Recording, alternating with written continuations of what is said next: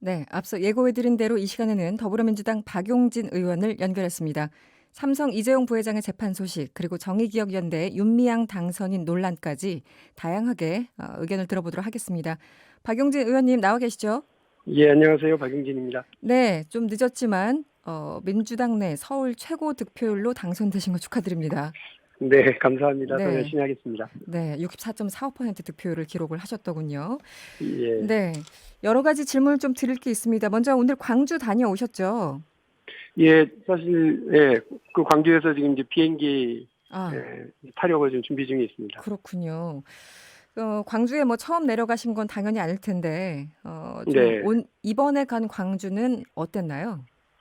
자꾸 저도 뭐 나이를 먹어서 그런지 민주당 네, 안에서는 젊은 청년 세대 그룹이다 이렇게들 얘기들 하시지만 보통 그렇죠. 네, 벌써 40년이 됐잖아요. 제가 그렇죠. 대학교 1학년 때가 광주항쟁 10년이었습니다. 아, 그래서 네, 그때 대학교 1학년 때 정말 철통같이 봉쇄돼서 광주를 그때 못 가게 하고 있었는데 네, 그 당시 정부가 근데 네, 그거를 뚫고 들어가고 또 거기서 거칠게 가두 시위하고 했던 게 생각이 자꾸 나서 음, 40년 아직도 미진하지만 그래도 여기까지 우리가 왔고 온 국민이 함께 이날을 기억하고 또 희생자를 다시 생각하고 추도하는 그런 시간을 갖게 된 것은 참 다행이다 이런 생각을 많이 했고요. 네네. 남아있는 과제들이 여전히 많이 있습니다. 그를 위해서 저나 우리 더불어민주당 국민들이 맡겨주신 그 힘과 네, 또 그 역할을 제대로 하도록 노력하겠습니다. 네. 통합당의 행보가 사실 관심사였는데 주호영 원내대표가 어제 5.18과 관련된 막말, 망언 이런 과거에 대해서 사과를 했습니다. 어떻게 보셨습니까?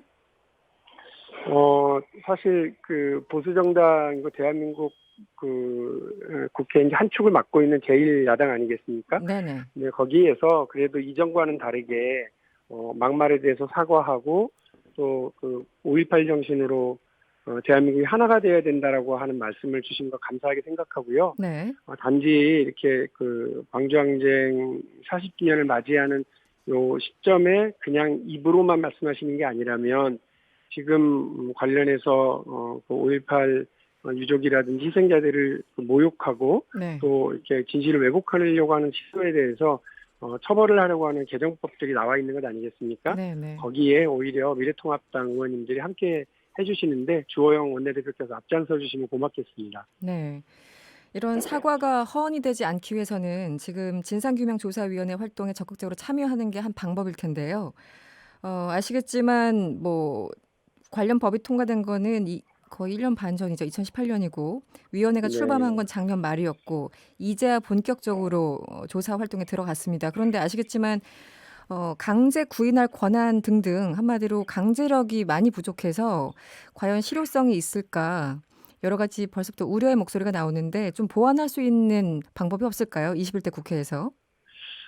아시겠습니다만 지금 저희 더불어민주당 같은 경우는 그런 관련된 미진한 부분에 대한 법 개정이 적극적이거든요. 네네. 다만 이게 국회에서 어느 한쪽이 일방적으로 밀어붙인다고 해서 제대로 법 개정이 이루어지지 못하기 때문에 이번에 주호영 원내대표가 이전과는 다른 미래통합당 혹은 이전의 자유한국당의 그 지도부와는 다른 태도로 네. 임하고 계시기 때문에 네. 관련 법들에 대해서 같이 책임 있게 논의하고 네. 개정해서 그 법의 실효성을 높이는데 그리고 광주 민주화 운동의 진상에 보다 접근할 수 있도록 하는데 힘을 같이 모았으면 하는 바람이고요. 네. 21대 국회에서 조속히 처리해야 될 법안 중에 하나라고 생각하고 있습니다. 네. 박용진 의원님도 힘써 주시고요.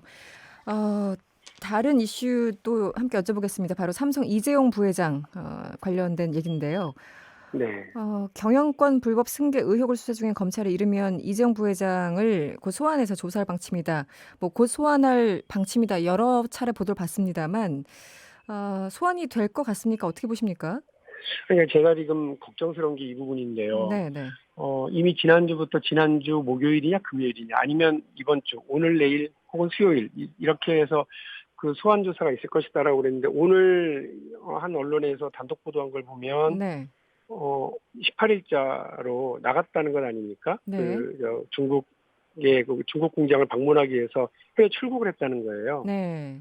근데 뭐 이렇게 되면 문제가 뭐냐면 기업인이니까 출국할 수 있다 이렇게 보실 수도 있겠습니다만 네. 지금 우리 방역 당국의 방침이 해외를 나갔다가 들어온 해외 입국자의 경우 전원 음. 자가격리 14일 그리고 전원 검체 검사를 하는 것 아니겠습니까? 아, 그렇군요. 그만큼 방역 네. 당국이 저기 높아져 있는 상태인데 긴장감이 높아져 있는 상태라서 이재용 부회장도 역시 마찬가지라는 거죠. 네. 그러면 제가 지금 답답한 건 이렇게 중요한 그 경제범죄와 관련한 그 대상자 이거 피의자로까지 이제 규정될 수 있는 상황에서 네네.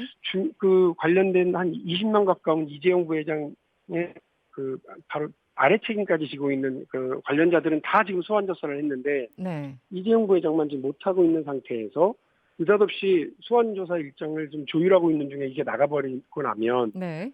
앞으로 2주 동안은 최소 2주 이상은 그 소환 조사를 못한다는 얘기 아니겠습니까? 네네. 그럼 그만큼 검찰 수사에 타한 그 어떤 그 악영향을 미칠 수밖에 없는 것이다라고 하는 것 때문에 네네. 지금 검찰이 이 수사를 제대로 하고 있는지에 대한 의심과 함께 음. 이재용 부회장이 저렇게 자유롭게 그 검찰 수사의 망을 빠져나가는 것 같은 모습을 보이는 것에 대해서 네.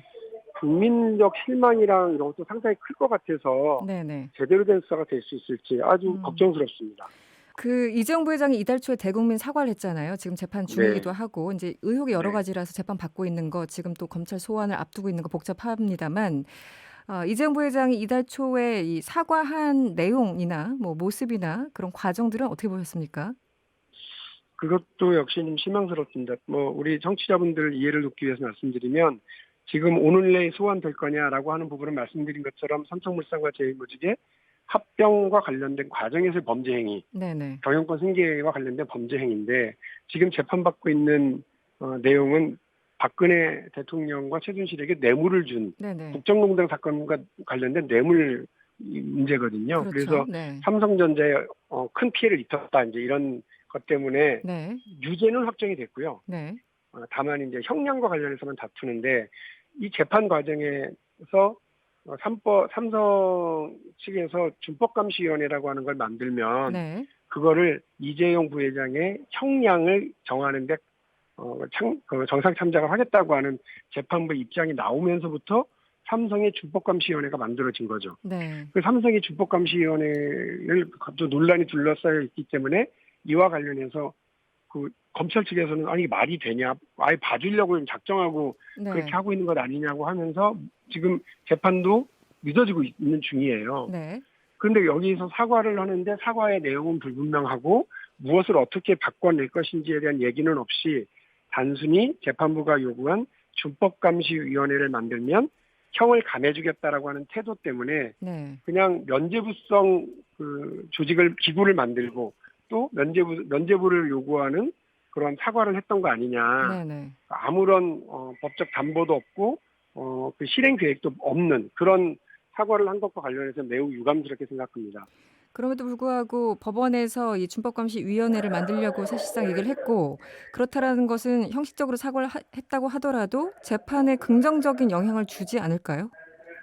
재판만 본다면. 예, 네네. 그렇습니다. 근데 이게 문제가 뭐냐면 준법감시위원회가 하는 제도를 양형에 참고하는 경우는 네. 미국 연방법원에 있는 경우입니다. 네네. 그런데 미국 연방법원에서는요, 개인이 아니라 회사가 범죄를 저지르기 이전에 준법감시 활동을 열심히 했으면 그거를 양형을 할 때 참고한다는 건데요. 네. 우리나라는 그 기업이 아니라 회사가 아니라 그 개인, 이재용 부회장 개인을 위해서 사전에 이런 활동을 한 게 아니라 사후에 이렇게 만들어진 것을 음.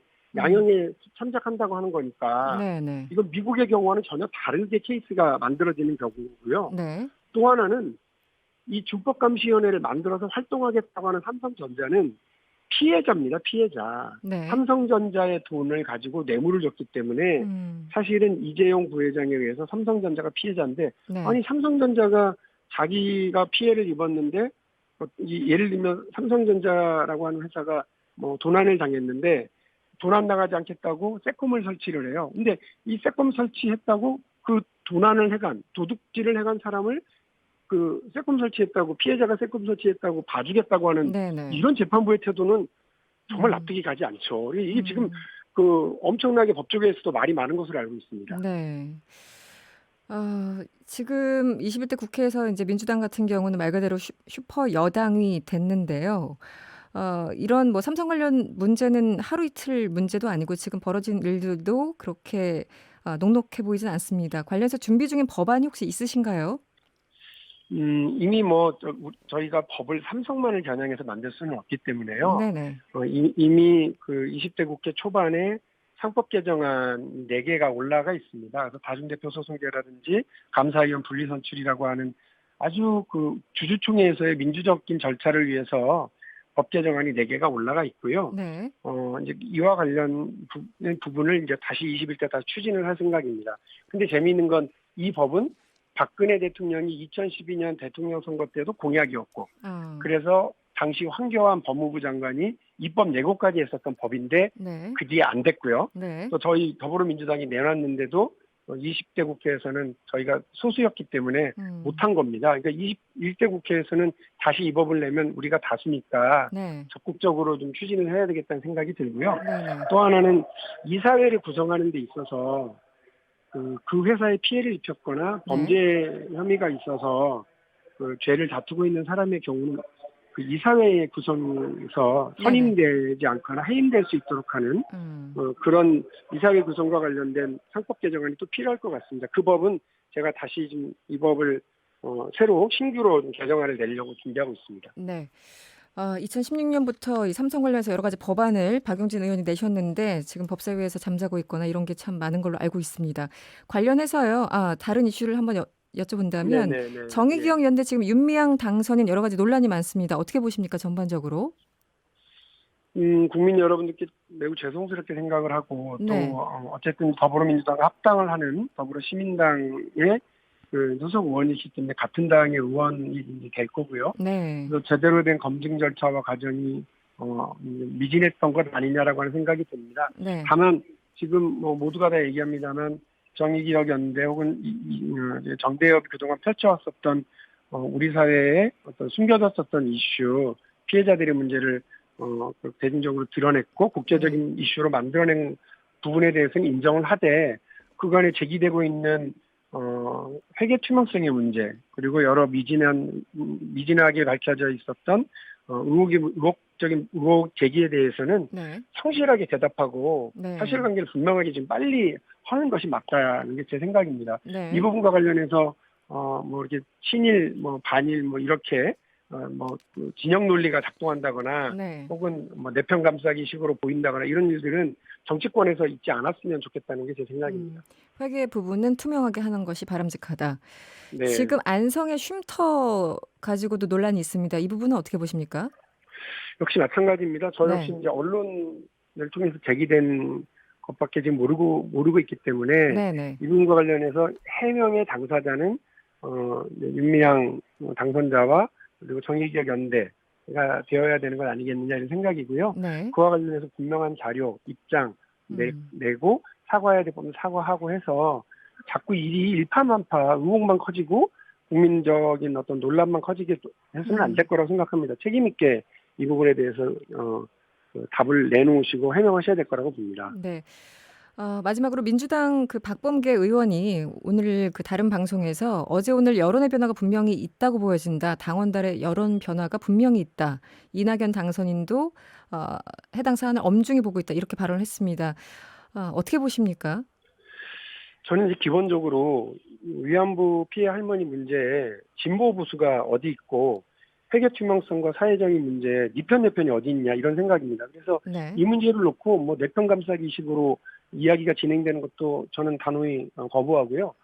이게 회계 투명성의 문제입니다. 국민적 눈높이와 상식의 문제이기 때문에 이 부분에 대해서 분명하게 네. 밝혀 달라는 게 제 요구고 네. 그리고 두 번째로 이 부분과 관련해서 만약에 민주당이 책임지고 감당해야 될 부분이 있다고 그런다면 말씀드린 것처럼 역시 진영 논리라든지 네 편 내 편 감싸기의 태도가 아니라 분명하게 국민적 상식과 눈높이에 맞춰서 네.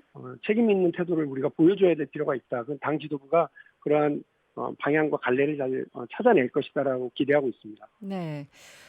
의혹이 혹시 사실로 들어오면 사퇴까지 고려해야 된다고 보십니까? 짧게 면해 주시면. 그 부분을 제가 뭐 언급하는 건 적절치 않다고 생각합니다. 다만 말씀드린 것처럼 네. 당이 이 부분에 대해서 책임 있는 태도를 보여야 되는 것이 있으면 그 부분과 관련해서 분명하게 당 지도부가 입장을 분명히 내놓고 책임 있는 태도를 보여줄 것이다라고 기대를 합니다.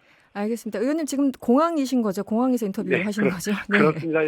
네. 마땅한 인터뷰 장소가 없어서요. 아, 그러시군요. 이렇게 하고 있는 게 죄송스럽게 생각합니다. 네, 기상 상태 안 좋은데 조심히 올라오시기 바랍니다. 오늘 고맙습니다. 네, 감사합니다. 네, 지금까지 더불어민주당 박용진 의원이었습니다. 여러분의 퇴근길을 꽉 채워드립니다. 평일 저녁 6시 5분 이승원의 세계는 그리고 우리는